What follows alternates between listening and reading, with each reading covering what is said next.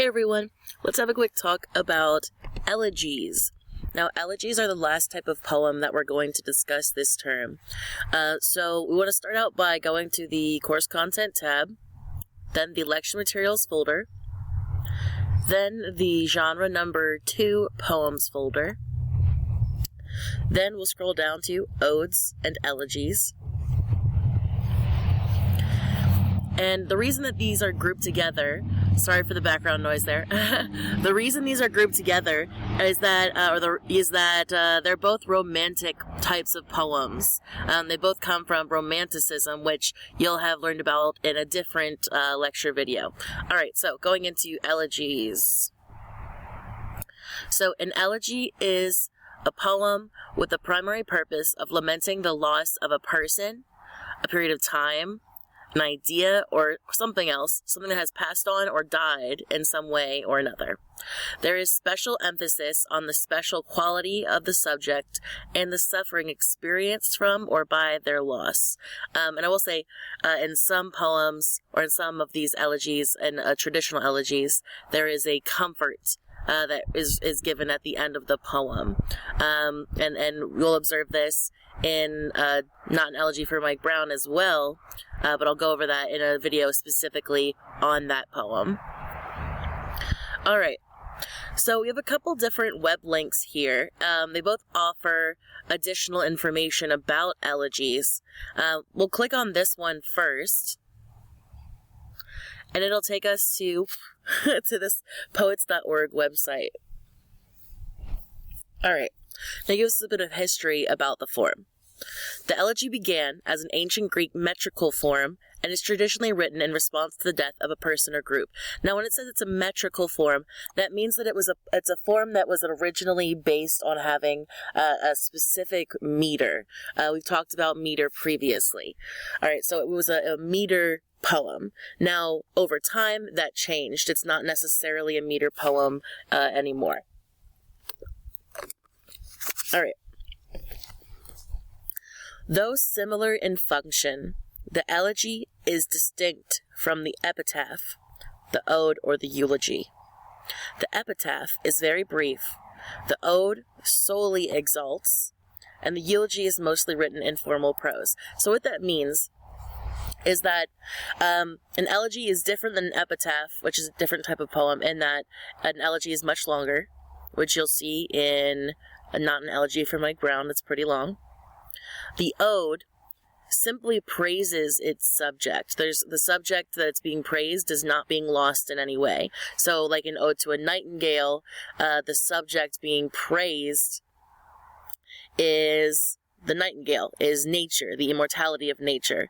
Now, what this definition here leaves out for an ode is that, of course, we know odes can also judge their subject, like we see in Changes. Although, like in Homage to My Hips, that poem, again, praises the subject, which is Clifton herself.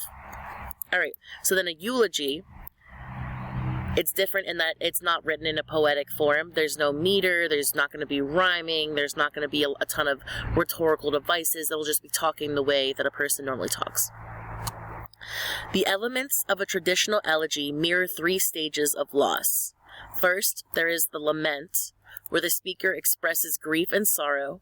Then there's praise and admiration of the idealized dead, so basically putting whatever it is that's been lost on a pedestal. And finally, consolation and solace, something to make the audience feel a little bit better about whatever it is that has been lost, about losing it anyway.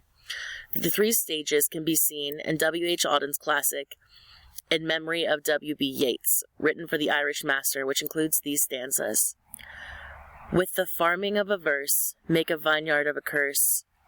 Sing of human unsuccess, in rapture of distress. In the deserts of the heart, let the healing fountain start. In the prison of his days, teach the free man how to praise. So as you see in this example here, they are using metrical lines, they are using rhymed verse, but that's not necessary for more contemporary modern elegy.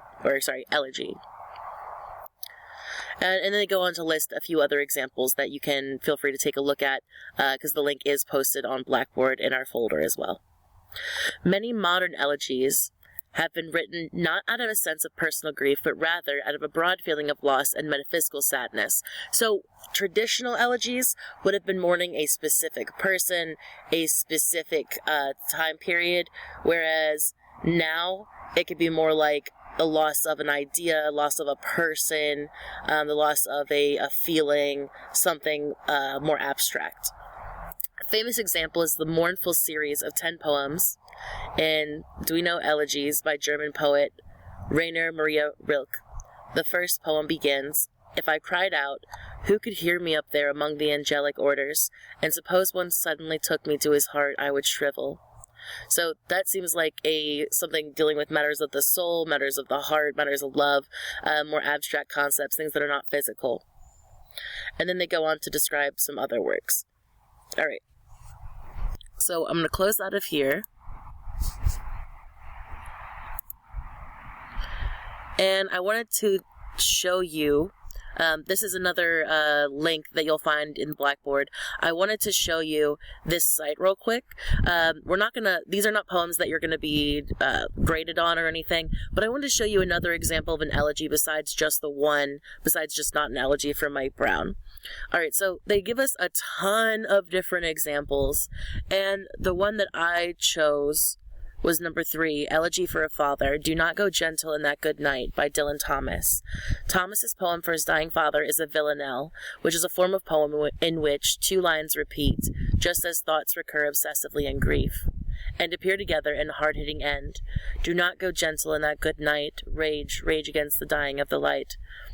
Sylvia Plath's poem Daddy is a more savagely conflicted variation, driven not only by loss, but the fury at abandonment that also needs to be acknowledged in the morning.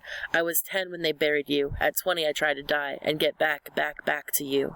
So what all that's saying is, and we are going to look at the actual poem, what this is all saying is that sometimes the comfort at the end of the poem instead of more of a comfort in more modern poems, it's more of a frustration, an expression of anger at sometimes at the person or thing that's died, that's passed on. All right, so we're going to click on here.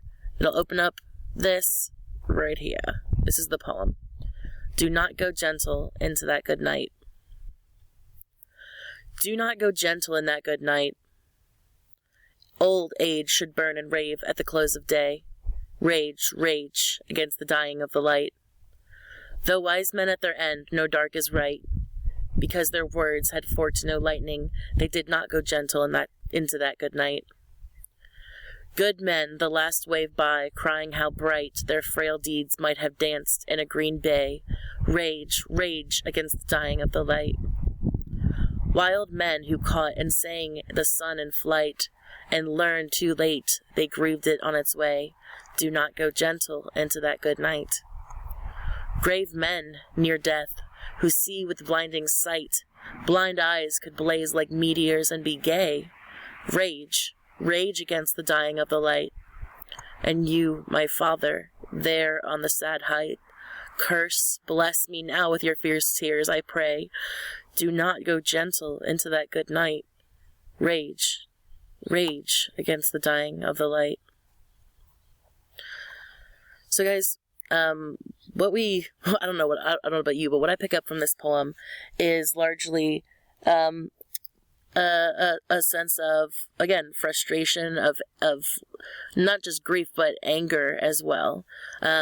So elegies, what they are today is it's a little bit more flexible than the traditional definition. All right, so of course, as usual, if you have questions, go ahead and shoot me an email.